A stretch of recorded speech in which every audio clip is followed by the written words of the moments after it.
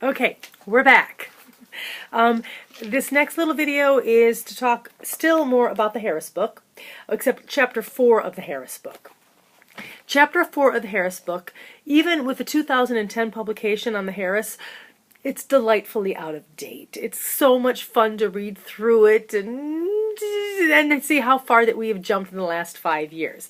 However, the conceptual idea behind what goes on in chapter 4 of the Harris book is still very, very relevant. And it's going to be particularly relevant for this class because, as we mentioned earlier, there's going to be times where we probably will overpower the bounds of D2L. Especially if we're using large amounts of video data, or we want to talk to each other face to face, maybe visit inside each other's classrooms. Who knows? Who knows? It's a crazy world. What's going to happen? So, read through chapter 4. Give me a second to look at my notes.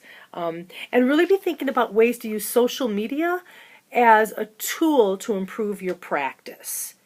Especially in the light of how can this help me build a professional learning community? How can I virtually be in one place when I'm actually really in another place? And how can I use that to actually connect with other music teachers? So your assignment for chapter 4 of the Harris is, once again, it's not going to really deal with synopsizing anything that you've read. It's going to be a very practical application because that's where we live on Bloom's taxonomy, the application stage. Anyway, I want you to, again, in D2L, go to the discussion tools, and I have one set up that says Harris Chapter 4.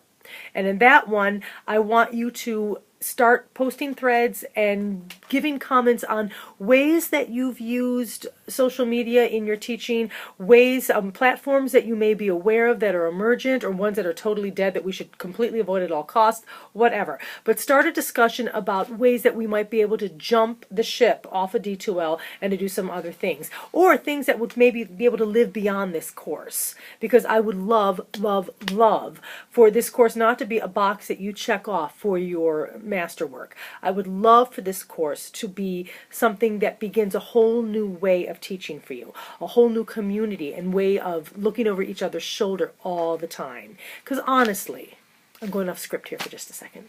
Music teaching is lonely. You're in a whole other building, part of the building, there's everybody else. You might have colleagues, but they might be at a whole other school. You're the only one who knows what you do a lot of times. And it's difficult. It's difficult to get good ideas. It's difficult to bounce ideas off people if there are no people around. So being able to find a way to actually do that would be marvelous. So the assignment for Chapter 4 of Harris is to explore other ways that we might use media to come together, to collect our data, to do those kinds of things. I don't know if this is exactly where I want to put it, but it's on my mind, so I'm just going to put it here in case I forget to put it anywhere else in this. I put this in my little hello, I'm Dr. Mrs. thing in the chapter 1 of the Harris blogs, or the Harris discussion posts. But know that this course is designed to do a variety of things. First and foremost, it's designed to help you in your practice of teaching. And the idea of action research, as we go on, we'll find out like the detailed way and the systematic way that you'd go about it. But the idea of action research, research that doesn't just say, oh, well, this is the percentage of people who do this, and this is the percentage of people who do this, and some people might do this or this. It's in action. The idea of like, I want to find a problem and solve it in my classroom to make my classroom change for the better. That is a big part of this class. We're going to be putting together action research plans. But those plans are pretty much just plans. They're not actually going to be put into action unless you choose to do so. Now, you have, as an MA student in music ed at IUP, the option of not doing any kind of thesis. And we did that purposefully. We knew that a lot of people are frightened of the thesis or they just don't want to spend time doing that. But this class, this particular class, is designed to kind of bridge that gap. We wanted to have a way for you to do a thesis that actually was practical, was applicable to what you were doing, and have it just seamlessly turn into the things that you were going to be doing anyway for your classroom. So be aware that at the end of this course, if this course goes the way it's supposed to, you will have about 2/3 of a thesis done for your master's work. If you choose to take the thesis option, This class is just going to help you do that, because the end result, if you put your action plan into action and systematically collect the data and record it and give discussion on it, there's your thesis. So I wanted to throw that out there for you and keep that in your mind as you're doing these things. It seemed like there was a second thing about what this class was supposed to do for you besides one, be a thesis. Oh, yeah, also know that we used to have a class that was just called research.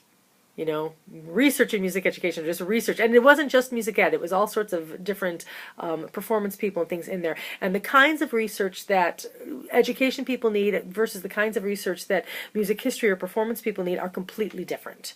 Music education does social research. It does like sociology kinds of things, and it uses APA format, yada yada yada yada.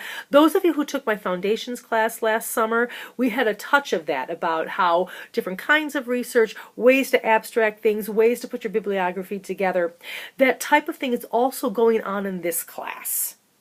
That's not its main goal, but we've tried to make it so that every single one of the required core courses that you have to take for your master's has a research component in it, so that you are just seamlessly, when you're done, know how to be a researcher. Yeah, so there was a point in that too. Hold on, let me look. I'm not sure where I was going. So just be aware that there's going to be a lot of assignments in this class that deal both with reflective practice and action research and formative assessments of your classroom, but are also designed to help you build your research chops. And we'll talk more about that with our abstract assignment next week, and a little bit more in the next video that's going to talk about your research search, which is fun to say. Research search. Say it. Say it 3 times. Talk to you in a little bit.